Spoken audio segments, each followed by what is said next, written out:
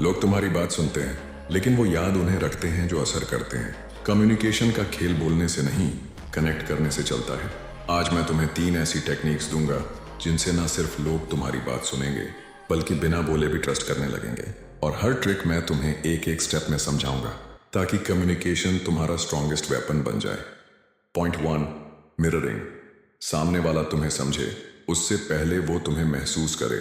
जब कोई तुम्हारे जैसा दिखे, बोले या चले, तो तुम्हारा दिमाग तुरंत उसे सेफ मान लेता है। मिररिंग इसी प्रिंसिपल पर काम करता है।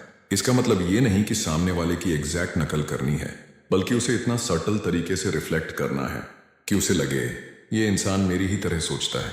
जब कोई शांत टोन में बात कर रहा हो और तुम उसी कामनेस से जवाब दो, कनेक्शन अपने आप बनता है।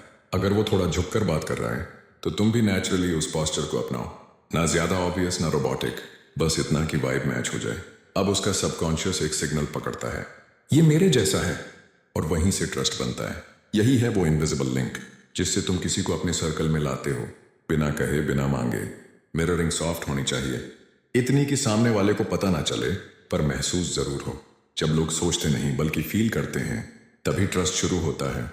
Point 2, compression. कम शब्दों में गहरी बात कहने की ताकत। बहुत लोग कम्युनिकेशन को ज्यादा बोलना मानते हैं, पर असल कम्युनिकेशन वो है जिसमें तुम कम शब्दों में बहुत कुछ कह सको। जब तुम लंबे वाक्यों में घुमा घुमा कर बात करते हो, तो सामने वाला डिस्कनेक्ट होने लगता है। पर जब तुम सीधा साफ, बिना इमोशन खोए जवाब देते हो, तुम्हारी बात सिर से नहीं, सीधा दिल में लगती है। कभी भी किसी बात को अननेसेसरीली लंबा मत बनाओ। तुम्हें हर लाइन में क्लैरिटी चाहिए, ताकि सामने वाला सोचने ना लगे, बल्कि समझे। जैसे, आपको थोड़ा ट्राई करना होगा, को बदलिए। अगर तुम चाहो तुम बदल सकते हो। सीधा, कॉन्फिडेंट और क्लियर। ऐसे सेंटेंसेस बार बार रिपीट होते हैं क्योंकि वो दिमाग में अटक जाते हैं। कम क्वांटिटी, ज्यादा इम्पैक्ट, यही है असली कमांड। Point 3, emotional tagging. जब बात सिर्फ सुनी नहीं जाती, महसूस होती है। लोग फैक्ट्स भूल जाते हैं, पर वो कभी नहीं भूलते कि आपने उन्हें कैसा महसूस कराया। इमोशनल टैगिंग का मतलब है तुम सामने वाले की भावनाओं को पढ़ो और उसी इमोशन में जवाब दो। अगर कोई कहता है मैं बार बार कोशिश करता हूं लेकिन सब फेल हो जाता है, तो जवाब ये नहीं होना चाहिए कोशिश करते रहो, सब ठीक हो जाएगा। उसे लगेगा कि तुम समझ नहीं पाए। लेकिन अगर तुम कहो कभी कभी हार ही सबसे बड़ा टीचर बनती है, तो उसे लगेगा ये मेरी फीलिंग को समझ रहा है, ये मेरे जैसा सोचता है।